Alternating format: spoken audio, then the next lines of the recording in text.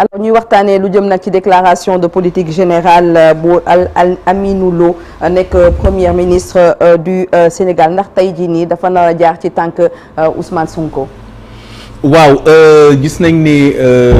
premier ministre Ousmane Sonko ñi ngi ko tabb en avril 2024 mi ngi def déclaration de politique générale am en décembre. mais dafa fekk ne dafa amoon majorité boo xam ne. majorité bi fi nekkoon majorité Benno Bokk Yaakaar bi nekkuloon majorité boo xam ne mënoon na ci sukkandiku ngir gouverner bii nag premier ministre Aminou Lo moom tamit tab bi ñu ko tabbee boobu ba léegi defagul déclaration de politique générale mais mën nañ wax ne déclaration de politique générale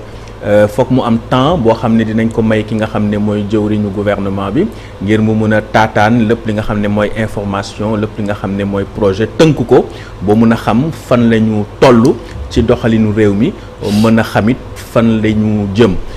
loolu benn jàngat la ci beneen bi nag moo di bu fekkente ne dañu nekk premier ministre bi amul majorité assemblée wala yaakaar na ne majorité bi nekk assemblée nekkul majorité boo xam ne ànd na ak moom dafay jafe mu am mu def déclaration de politique générale am parce que déclaration de politique générale mën na am ay jafe-jafe ci biir wante lépp lu si munti am rek bi nga xamante ne avant règlement intérieur bi nga xamante ne moom la ñu réformer en 2025 boobu defuñu woon ab diir boo xam ne ci nga war a mën a defee sa déclaration de politique générale donc kenn tënku ko woon ci benn temps mais gis nañ ne depuis réforme règlement intérieur Assemblée nationale dañu ne premier ministre bi war na amal déclaration de politique générale au plus tard ñetti weer ginnaaw bi ñu ko tabbee. Ablaye Kia. mais xam nga règlement intérieur bi ngay évoqué évidemment dafa amoon coow bu ci judd woon ci délai yi. bi ñu ko defee tënk nañu ko ci ay délai tey est-ce que premier ministre bu ñëwee ci déclaration de politique générale boobu soo amul moom mën na demander motion de confiance la ñu koy wax wala député yi initier motion de censure par exemple. waaw dafa am ñetti mbir yoo xam ne war nañ ko ràññale ci règlement intérieur bi mooy ci article 109 article 110 ak article 111 article 109 mooy organiser li ñu woowee le vote de confiance article 110 organiser la question de confiance article 111 la motion de censure dañu ne le vote de confiance mooy maanaam bu fekkente ne premier ministre bi dafa def déclaration de politique générale am foofee ci assemblée nationale mën na demander le vote de confiance maanaam ndax assemblée nationale bi wóolu nañ ko buñ ko wotelee wóolu ko mu doon loo xam ne da koy gën a dëgëral buñ ko wotee c'est-à-dire day gën a am force bu fekkente ne nag léegi dafa dem ci beneen kii bi aussi article 111 mooy aussi la question de article 110 ñu décortiquer benn par benn. waaw vote de confiance su ko sollicité. waaw te voté luñ ko maanaam ñu woon ko ñu wóoluwuñ la est-ce que am na conséquence ci mu continuer am déet. normalement comme assemblée bi wóoluwu ko war nañ mën a tabb beneen premier ministre parce que assemblée nationale mooy kuréel gi nga xam ne ci la war a sukkandiku pour wote loi yi. pour jàppale est-ce que conséquence de fait la dafay wane ni mënatu ko nekk wala ci coobaram la aaju. bon foofu texte bi préciser wu ko dafa ne rek premier ministre bi ci boppam. mooy demander le vote de confiance. mais texte bi préciser wul conséquences yi mais par contre sur le vote sur la question de confiance mooy article 110 bi boobu conseil des ministres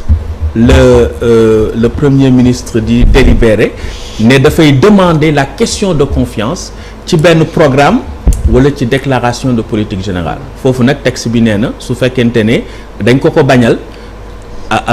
buñ ko wotelee bon bañal ko question de confiance bi sur la base de l'article 110 foofu moom ak gouvernement bi yëpp dañu démissionner donc booy xool vote de confiance ak question de confiance ci gouvernement bi lay jógee gouvernement bi moo koy sàkku alors que motion de censure léegi mooy article 111 moo ko prévoir du règlement intérieur article 111 dafa ne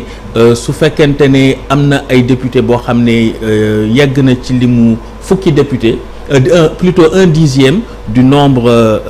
des membres de l'Assemblée maanaam actuellement 165 députés lañu maanaam bu ñu amee 17 députés yoo xam ne introduire nañ motion de censure eh bien dinañ ko wote motion de censure boobu nag bu ko députés yi wote daaneel gouvernement bi dafay daldi démissionner donc ñett yooyu la vote de confiance article 109 vote question de confiance article 110 motion de censure article 111 alors wax nga ko léegi que premier ministre bu ñu ko tabbee am na au plus tard 3 mois pour que mu mën a def déclaration de politique générale am bi Al Amine Lo mu ngi ci délai yi mais si toutefois defu ko lan moo ko ci mën a fekk aussi ki nga xamante ne remplacé na ko muy Ousmane Sonko moom yëkkati woon na fi waxu déclaration de politique générale populaire du ko dem defi ji assemblée mais da koy mën na ko defee feneen foo xamante ne day woo ay nitam ñu def jury populaire voilà jury populaire affaire yooyu donc loolu est-ce que ñun suñ loi prévoir na ko sax déjà non je pense pas parce que réew dafa am ay institutions yu ko tënk donc déclaration de politique générale responsabilité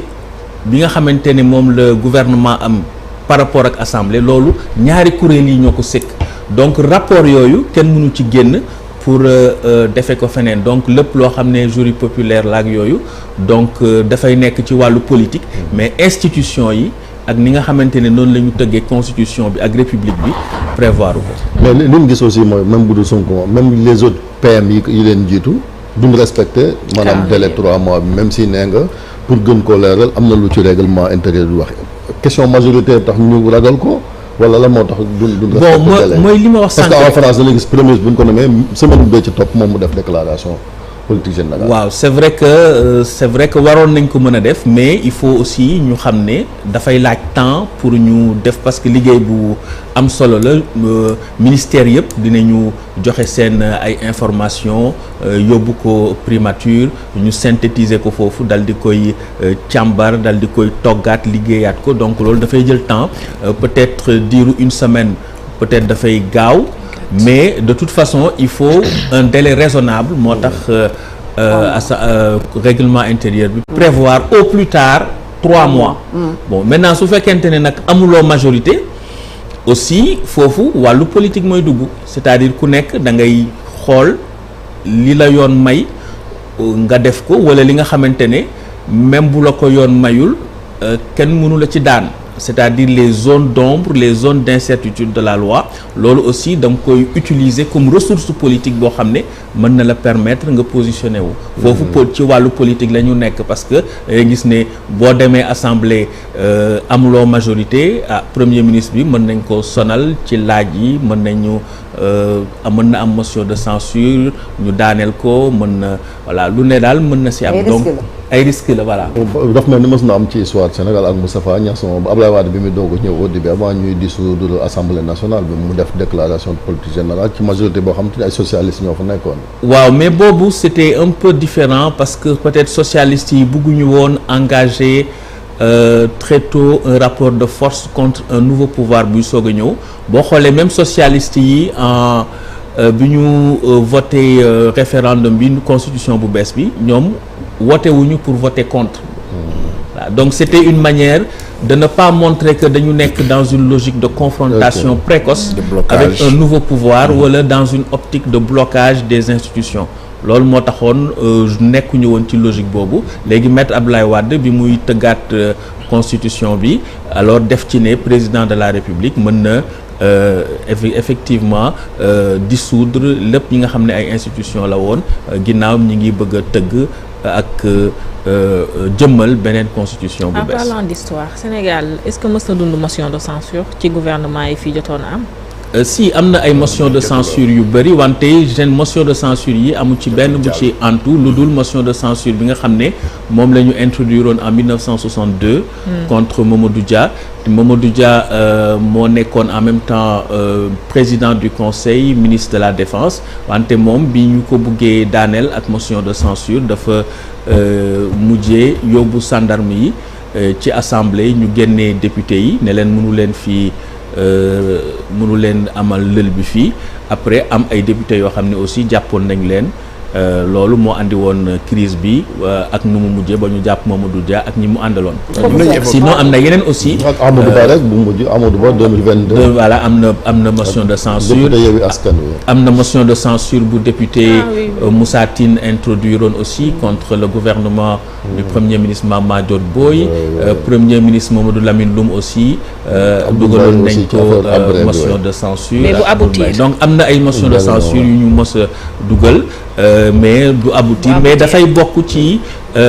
vitalité démocratique maanaam ni démocratie bi di doxee ci réew mi loolu dafay am solo. Souvent d'ailleurs c'était pour obliger le premier ministre à venir à l'Assemblée même si xam nañ ni du ñu am majorité bu ñu ko voté mais débat bi sonal ko loolu bokk na ci. Maintenant règlement intérieur bu bees bi doonte fixé ay délai est-ce que am na prééminence entre déclaration de politique générale ak motion de censure mën nañu ko évoquer parce que c'est dans l'espace public dans le débat public président Assemblée nationale président de PASTEF moo ko évoqué wax ni gis na doxalin yoo xamante ne ni mën nañu egg ci def motion de est-ce que motion mën nañu ko def avant par exemple déclaration de politique générale ils peuvent appeler une motion de censure ou pas wala foog ñu xaar premier ministre ñëw ba wax ba pare. loolu en fait dès l'instant que prérogative bu Assemblée nationale am la mën nañ ko def mais rien ne l'empêche juridiquement parce que dañu tënku ci texte bi dafa ne 1/10 des membres de l'Assemblée mën nañu introduire une motion de censure dès l'instant qu'il y a un premier ministre nommé par décret avec un gouvernement Assemblée nationale mën na demander motion de censure rien n'y s'oppose du point de vue des textes. Oui. En fait la question man li nga xamante moom mooy ñëw tout le temps c'est par rapport un peu à yan mécanisme aujourd'hui ak yan lëmbatu yu sew jëmee ko teg ko ci wàllu loi le premier ministre actuel bi am pour ne pas aller à l'Assemblée nationale parce que da nga ne délai bi 3 mois la je pense que li ko dese bariwul de. oui non voilà. non. oui fin mai la woon quoi fin mai. oui li ko dese bariwul. léegi est-ce mais que là dañu nekk vacances parlementaires. oui mais est-ce que si bu 3 mois yi jeexee forcément il faut que mu dem defi déclaration de politique générale am wala mën na am benn contour juridique bu nga xamante ni mën na ko permettre mu bañ a dem. waaw mooy li ma doon wax sànq rek après c'est la politique. day am ay zone d'incertitude yoo xam ne loi bi tëralul loo xam ne lu leer la. donc day nekk ay porox ndoll yoo xam ne day am ay stratégie politique yu ciy lalu. parce que bu fekkente ne deful déclaration de politique générale am eh bien amul benn moyen institutionnel bu ko ci contraindre parce que dafa am indépendance des pouvoirs am séparation des pouvoirs donc le pouvoir législatif ne peut pas donner des injonctions au pouvoir exécutif et vice versa donc mën na toog bañ a dem mais ci wàllu élégance républicaine ak ci wàllu respecter institutions yi ça peut poser problème mais du point de vue purement politique du point de vue stratégique mën na ko def. y a une menace nag parce que l'actuel président Assemblée nationale le week-end bële passé dem na fële ca Mbacké menacé même gouvernement bi ci ay motion de censure ci bu fekkente ni contrat yi bëgg nañ leen cee ñëwaat sur le plan politique quelle lecture faire et est-ce que mën nañoo abuser aussi d'une motion de censure quoi aux yeux de la loi sénégalaise. bon day texte bi article 87 constitution mooy 86 defe naa parce que 87 mooy droit de dissolution article 86 dafa prévoir ne su fekkente ne dafa am motion de censure benn rek lañ ci mën a dugal ci session bi mais mën nañu convoquer une session extraordinaire pour dugal motion de censure loolu c'est une possibilité juridique mais mooy li ma doon wax sànq rek dafay ñaawal doxalinu institution yi parce que dafay mel ni dañu jël institution yi di ko xeexee te vraiment du loolu du foofu la ñu xaar suñu homme politique yi boo xoolee problème yi am Sénégal yépp donc suñu nee ñi nga xamante ne ñoom la ñu fal amuñu lenn lu leen intéressé lu dul di galgalante ak di pàddante bàyyi li nga xam ne mooy yitte askan wi loolu dafay nekk loo xam ne rafetul et puis électeurs yi aussi ñu ngi leen di xaar parce que su fekkente ne dafa am problème politique bu ni toll toujours il faut ñu bàyyi askan wi mu trancher voilà parce que Sénégal am nañ un système électoral boo xam ne c'est performant donc su fekkee am na ay contradiction ba ñu yegg foo xamante ne mënatuñu dellu ginnaaw dañu jébbalaat mbir mi askan wi ndax askan wi moo am cëggal gu yam moo am li ñu naan la souveraineté maanaam li nga xam ne mooy kilifteef gu mag gi ci wàllu démocratie. ci côté président bi oui man laa bëggoon laa ñuy wax assemblée mais président bi aussi est-ce que ci wàllu dissolution parce que moom it arme boobu la am ñi ngi koy yënguroo mandat ci nday dissoudre assemblée am déet est-ce que moom it nekku di ci ëppal parce que war naa xeexee institution yi parce que bii moo nar a nekk bu dee def na ko deuxième fois mu dissoudre assemblée nationale daanaka day battre kon record Abdoulaye Wade moo fi mës a dissoudre Macky Sall moom n'avait pas dissous parce que bàyyi na sax gars yi terminer seen mandat parce que quelques mois waaw mais en fait mënu wax ne daf si ëppal parce que aussi pour mu gouverner il faut mu am assemblée nationale boo xam ne ànd na ak moom su fekkente ne assemblée nationale bi nga xam ne moo la war a jàppale am nga majorité présidentielle mais amuloo majorité parlementaire donc pour nga doxal réew mi dafay jafe parce que ñaari majorité yi ñoo war a lëkkaloo ginnaaw nag dem nañ ba mu am ay jafe-jafe ba mu am xaajaloo ci diggante majorité parlementaire ak majorité présidentielle dafay nekk lu logique maanaam lu xel mën a nangu ak loo xam ne dafay jëm ci doxalin boo xam ne doxalin bu jaar yoon lay doon ci ni institution yi war a doxe mais assemblée président de la République aussi am na benn délai boo xam ne moom la constitution bi prévoir article 87 maanaam président de la République mënul dissoudre tant que législature bi nga xam ne installé nañ ko deful ñaari at donc législature bi ñu ngi ko installé le 3 décembre donc fii ak le 3 décembre donc kon président de la République mënul a dissoudre Assemblée nationale donc loolu contrainte la ci diggante contrainte boobu nag léegi am na beneen contrainte boo xam ne mooy les élections législatives yi nga xam ne en janvier 2027 lay am donc loolu yëpp ñi ngi xool nan lay demee ak ci diggante boobu aussi ci yoon premier ministre bi war na dem Assemblée nationale mais bu demul itamit amul lenn loo xam ne mën nañ ko teg ci ndodd gouvernement bi wala ci ndodd président de la République. Sur un plan de l'analyse science politique professeur Maurice Soudieck Dione nan la ñuy def ba verrouiller le système de telle sorte que am na yu bëri posture la on peut remonter à très loin posture la ci nit bu wut nekk ci yenn posture yi waaye bu yegsee soppi doxalin on peut documenter énormément de choses yoo xam ne nit ñi bi ñuy wut wax nañu ko ba ci sax par exemple xoolal sur réforme système électoral bi nit ñi dañuy théoriser par exemple proportionnel intégral bu fekkee ni nekkuñu ci posture am majorité parce que parti au pouvoir la